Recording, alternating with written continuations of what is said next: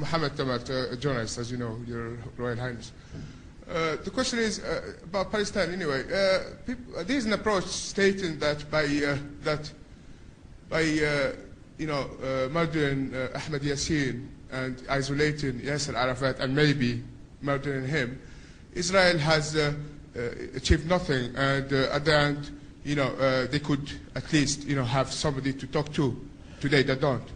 So do you agree with such an approach that Israel contributed in aborting the peace process itself? And the other brief question, how can, Be fair with me. Make it one, please. Two words. How can the Saudi diplomacy contribute in defending the right of resistance for the Palestinians, of course, without killing civilians? The issue of Israel,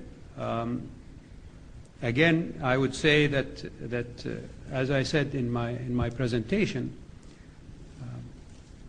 Israel has not yet chosen the choice of peace. It is maneuvering, it is delaying, it is intriguing, it is doing all of the complicating things that could be done not to allow for implementation of the peace in the area. But there is a responsibility as well on the Palestinian side. You can't have two governments in Palestine.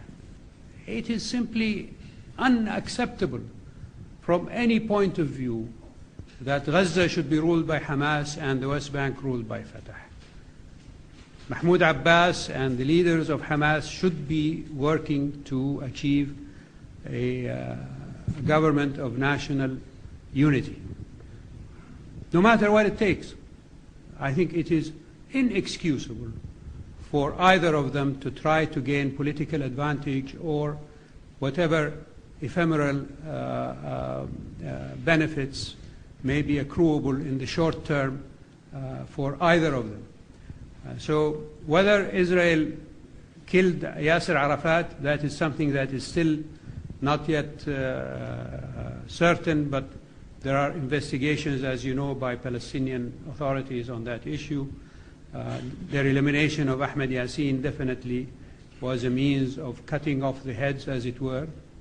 And people within the Israeli government today are talking about eliminating leaderships, whether in Hamas or otherwise. So that is not an indication that Israel wants peace. And I think when Netanyahu says we will talk economics, we will talk development, we will talk political issues, and he divides them in these three factors, he's merely obfuscating and being very, very ingenuous in his proposals. He doesn't want to talk peace. He wants more continued settlements in the West Bank and Gaza. He wants more